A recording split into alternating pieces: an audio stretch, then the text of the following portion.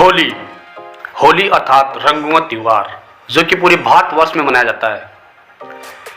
कहते हैं कि होली को जलाकर उसकी खुशी मनाई जाती है।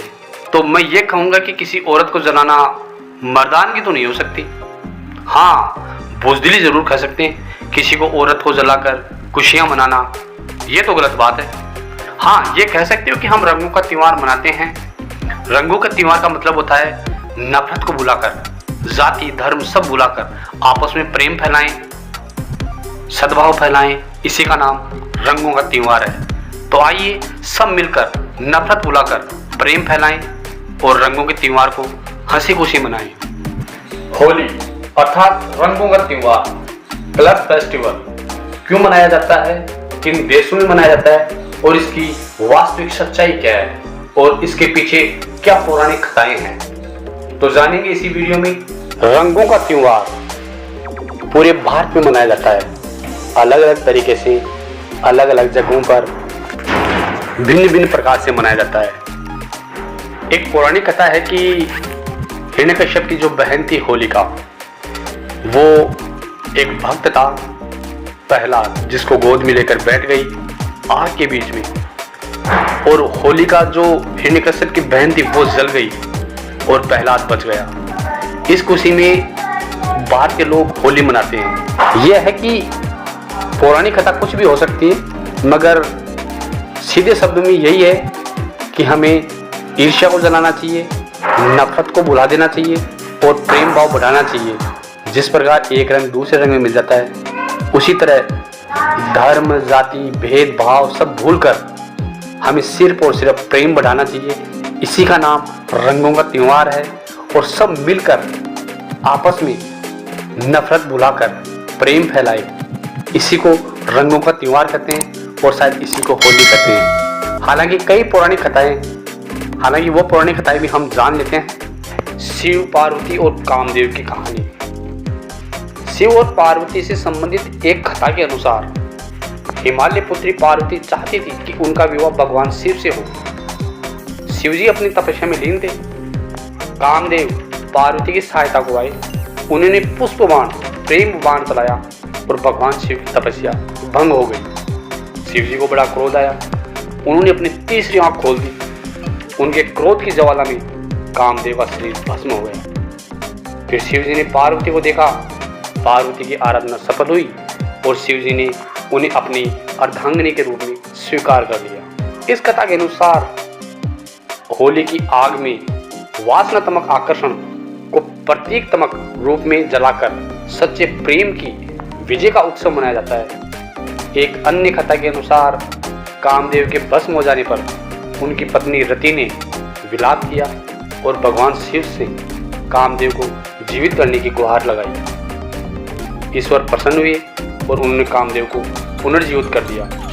ये दिन होली का दिन था, इसीलिए लोक संगीत के रूप में गाया जाता है। चंदन की लकड़ी को अग्निदान किया जाता है ताकि कामदेव को भस्म होने में पीड़ा न हो। साथ ही बाद में कामदेव को जीवित होने की खुशी में भी यह रंगों का त्यौहार मनाया जाता है। इसी प्रकार एक कहानी और है, कंस और पूतना की कहानी। कंस ने मथुरा के राजा वसुदेव से उनका राज्य छीनकर अपने अधीन कर लिया। स्वयं शासक बनकर अत्याचार करने लगा।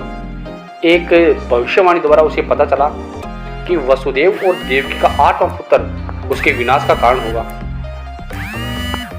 ये जानकर कंस व्याकुल हो उठा और उसने वसुदेव तथा देवकी को कारागार में डाल दिया। कारागार में जन्म लेने वाले देवकी के 7 पुत्रों को कंस ने मौत के घाट उतार दिया। 8वें पुत्र के रूप में कृष्ण का जन्म हुआ और उनके प्रताप से कारागार के द्वार खुल गए। वसुदेव रातों रात कृष्ण को गोकुल के में नंद और यशोदा के घर पर रखकर अपनी नवजात कन्या को अपने साथ ले आए। जब इस कन्या को मारना चाहा तो वह अदृश्य हो गई और आकाशवाणी हुई कि कंस को मारने वाले तो गोकुल में जन्म ले चुका है। यह सुनकर कंस डर गया और उसने उस दिन गोकुल में जन्म लेने वाले हर शिशु की हत्या कर देने की योजना बनाई। इसके लिए उसने अपने अधीन काम करने वाली पूतना नामक राक्षसी का सहारा लिया वह सुंदर रूप बना सकती थी और महिलाओं में आसानी से घुल मिल जाती थी। उसका कार्य स्तनपान के बहाने शिशुओं को विषपान कराना था। अनेक शिशु अपने शिकार हुए, लेकिन कृष्ण उसकी सच्चाई को समझ गए और उन्होंने पूतना का वध कर दिया। ये फागुन पूर्णिमा का दिन था, अतः उस पूतना वध की खुशी में होली मनाई जाती है। और भी कई कहानियां हैं। मथुरा और वृंदावन की होली और राधा और कृष्ण की होली इसी रंग में डूबी हुई है। बरसाने और नंदगांव की लठमार होली तो बहुत प्रसिद्ध है। देश विदेश में श्री कृष्ण के अन्य स्थलों पर भी होली की परंपरा है। ये भी माना जाता है कि भक्ति में डूबे जिज्ञासुओं का रंग कई रंगों से खेला जाता है। तो इसमें सद्भावना बढ़ाने के लिए रंग होता है, प्रेम का रंग होता है, भाव का रंग होता है, भक्ति का विश्वास होता है। इस पर होली जलाई जाती है, यानी एक अहंकार को जलाया जाता है, ईर्ष्या को जलाया जाता है और प्रेम को उत्पन्न किया जाता है, प्रेम को बढ़ावा दिया जाता है। इसी प्रकार एक और कथा है, राक्षसी ढूंढी की कथा। राजा पृथु के समय में ढूंढी नामक एक कुटिल राक्षसी थी। वह अबोध बालकों को खा जाती थी। अनेक प्रकार के जप तप से उसने बहुत से देवताओं को प्रसन्न कर एक वरदान प्राप्त कर लिया कि कोई भी देवता मानव अस्त्र या शस्त्र नहीं मार सकेगा, ना ही उस पर सर्दी गर्मी वर्षा का कोई असर होगा। इस वरदान के बाद उसका अत्याचार बढ़ गया, क्योंकि उसको मारना असंभव था। लेकिन शिव के एक शाप के कारण बच्चों की शरारतों से वह मुक्त नहीं थी। राजा पृथु ने ढूंढी के अत्याचारों से तंग आकर राजपुरोहित से उससे छुटकारा पाने का उपाय पूछा।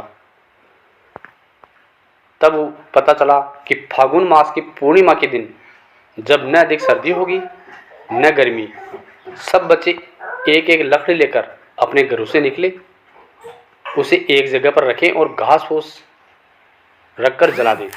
ऊंचे स्वर में तालियां बजाते हुए मंत्र पढ़े और अग्नि की प्रदक्षिणा करें। जोर जोर से हंसें, गाएं, चिल्लाएं और शोर करें तो राक्षसी मर जाएगी।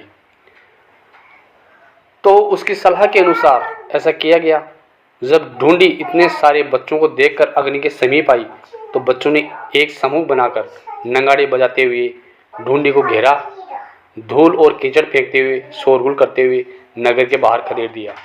कहते हैं इसी परंपरा का पालन करते हुए आज भी होली बच्चे शोरगुल और गाना बजाते हुए करते हैं। इम्पोर्टेंट चीज़ ये है कि हमें सबसे मिलजुल कर जलाएं अपनी ईर्ष्या को, अपने अहंकार को, और रंगों में घुल जाए रंग, यानी प्यार बढ़ाएं, एक दूसरे में सद्भावना बढ़ाएं, प्रेम फैलाएं, नफरत को मिटाएं।